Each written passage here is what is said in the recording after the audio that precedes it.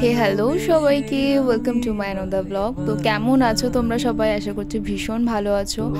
এই শনিবার মানে 12ই এপ্রিল ছিল আমাদের পাড়ার শীতলা পুজো। আর শীতলা পুজোয় আমরা ঠিক কীভাবে আনন্দ করলাম বা কীভাবে কাটলাম, তো চলো সেই ব্লগটাই তোমাদের সাথে শেয়ার করব। আমরা যেখানে থাকি সেখানে দুটো পুজো আমরা মানি, মানে দুটো শীতলা পুজো, একটা হচ্ছে পালপাড়া আর একটা হচ্ছে বটতলা। পালপাড়ার পুজো আগে এক সপ্তাহ আগেই হয়ে যায়, তারপর বটতলার পুজোটা হয়। যেহেতু পালপাড়া রীতি অনুযায়ী পুরনো, বটতলার আগে পালপাড়ার পুজোটা সেই কারণে হয়ে যায়। শনিবার ছিল পুজো আর ঠিক তার আগের দিন রাতে মানে শুক্রবার রাতেই হয়ে গেছিলো মায়ের আগমন।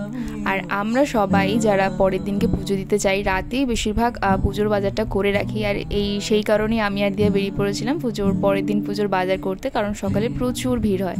আর পরের দিন সকালে আমি গিয়ে দেখি বাবুর এখনও ঘুম ভাঙেনি। আমাকে ফোন করে তুলে দিয়েছে, আমি রেডি হয়ে চলে এসেছি, কিন্তু ও এখনও ঘুমাচ্ছে। আর যেহেতু শনিবার পূর্ণিমা ছিল এবং সাথে হনুমান জয়ন্তীও ছিল, দিনটা ভীষণই ভালো ছিল। আর প্রতি পূর্ণিমায় তো দিয়াদের বাড়িতে পুজো হয়। বাড়িতে যেহেতু নারায়ণ আছে তাই কাকিমা প্রত্যেক পূর্ণিমাতে অল্প করে হলেও সিন্নি দেওয়ার চেষ্টা করে। আর এই তো আমরা সবাই রেডি হয়ে বেরিয়ে পড়েছি মা শীতলাকে পুজো দিতে যাওয়ার জন্য। আর ডান দিকে দেখো, তোমাদেরকে আমি দেখাচ্ছি মিষ্টির দোকানে কত ভিড়। যদি রাতে না কিনে রাখতাম এখন লাইন দিতে দিতেই আমাদের আধ ঘন্টা চলে যেত।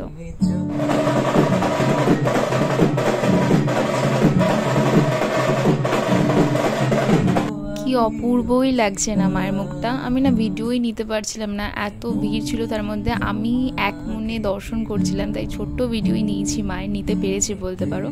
আর সেই দিনকে দিচ্ছিল সবাইকে একটা করে হাতে পেপসি, কারণ প্রচণ্ড গরম ছিল। এদিকে এসে আমরা সত্যনারায়ণ পুজোর যা জোগাড় ছিল কাকিমা হাফ করেই গেছিলো, এসে পুরোটা কমপ্লিট করে চলেও এসেছিলো শুভ পুজো করতে।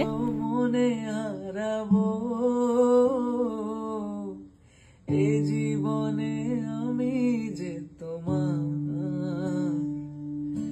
মরণেও তোমারই হব। 11:30টার মধ্যে আমাদের সব পুজো দেওয়া কমপ্লিট। আর এই যে দেখছো বাঁ দিকে পুকুরের ঘাট, এখান থেকেই শুরু হবে ঠিক 12টার সময় ডন্ডি।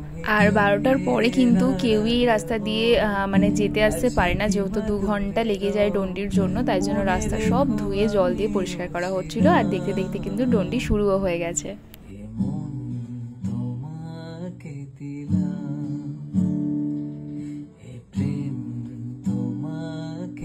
আমি প্রায় 30 মিনিট দাঁড়িয়ে দাঁড়িয়ে ডন্ডি দেখছিলাম। আমি যতক্ষণ ডন্ডি দেখেছি তার মধ্যে এই পুচকুটাকে আমার মনে হচ্ছে সব থেকে বড় সদস্য যে ডন্ডি কাটছিল। রেখে দেব তার সুরভি, দিন গিয়ে রাতে লুকাবে, মুছো না গো আমারি। আর এইদিকে আমি আর মিষ্টি দুজনে মিলে একা একা দাঁড়িয়ে ডন্ডি দেখছিলাম, কারণ দিয়া ওইদিকে জল দিচ্ছিল। এই প্রথম বছর ওর মানে ডন্ডি উপলক্ষে জল দিতে পেরে রাস্তায় ভীষণ খুশি, তাই ও ওদিকে দাঁড়িয়ে জল দিচ্ছিল, আমরা দুজনে মিলে এদিকেই দাঁড়িয়েছিলাম। তারপর ঘরে এসে খেলাম সত্যনারায়ণের প্রসাদ, আর যেটা মেন প্রসাদ আজকের দিনের বাসি ভাত, মানে পান্তা ভাত, আলু মাখা, সাথে বড়া। তো ওটার আমি আর ভিডিও নিতে পারিনি, কারণ এত খিদে পেয়েছিল সকাল থেকে, যেহেতু তেমন কিছুই খাওয়া হয়নি, তাই আমরা হুড়মুড় করে খেতে বসে যাই।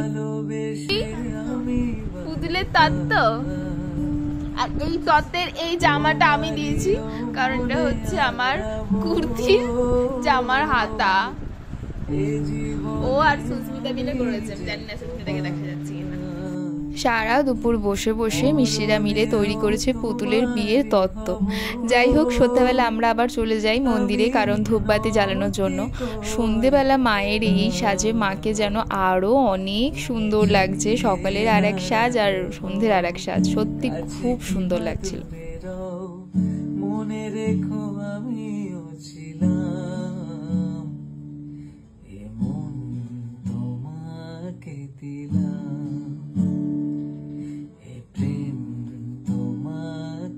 তারপর ওখান থেকে প্রসাদ নিয়ে বাড়িতে চলে আসি, কারণ প্রসাদটা রাখার জন্য। আর সেদিনকে বললামও যে তোমাদেরকে হনুমান জয়ন্তী ছিল, তাই জন্য হনুমান মন্দিরে যাওয়ারও ভীষণ ইচ্ছা ছিল। তো জানতাম না যে যেতে পারবো কি না, কিন্তু ফাইনালি যাওয়া হয়েছে, কারণ কাকিমার ভীষণ ইচ্ছা ছিল যাওয়ার জন্য। সব যখন হলো তখন এটাই বা কেন বাকি থাকে বলো। তো এই তো ফাইনালি চলে এসেছি মন্দিরে ধূপবাতি দেখানোর জন্য। আর এই হনুমান মন্দিরে আমি প্রথম এলাম, এটাও বাড়ির কাছেই।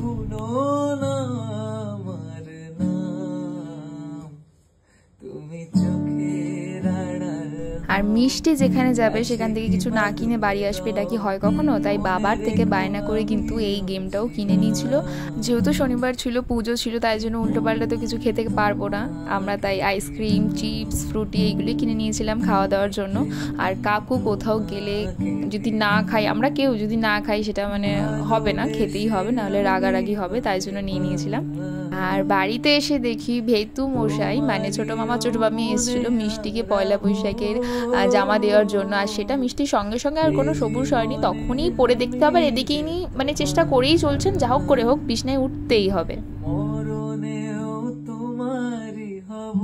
সবাই চলে যাওয়ার পর সন্ধেবেলাটা এত সুন্দর বাইরে হাওয়া দিচ্ছিল, তাই আমরা তিনজনে মিলে বসে পড়েছিলাম। তিনজন না, অ্যাকচুয়ালি চারজন, কারণ মিষ্টিও ছিল। এত সুন্দর হাওয়া দিচ্ছিল, তো দিনটা এভাবেই শেষ করলাম। ঠিক তার পরের দিন আমরা সবাই মিলে হুট করেই চলে গেছি শতাব্দীদের বাড়িতে আমাদের এই পুচকুকে দেখার জন্য। কিন্তু আমাদের ওয়েলকামটা ওনার একদমই ভালো লাগেনি, মানে আমরা যে এত দেরি করে ওনাকে দেখতে এসেছি সেটা ওনার একদম ভালো লাগেনি, তাই আমাদের ওয়েলকামটা খুব বাজেভাবে করেছেন উনি।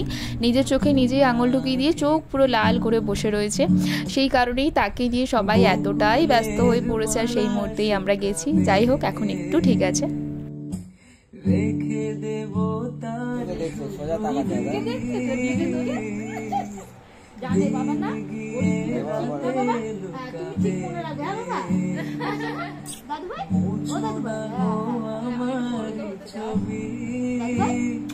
তো চলো আজকের ব্লগটা এখানেই শেষ করছি। দেখা হবে আবারও খুব শিগগিরই অন্য একটা ব্লগে। ততক্ষণের জন্য সবাইকে টাটা।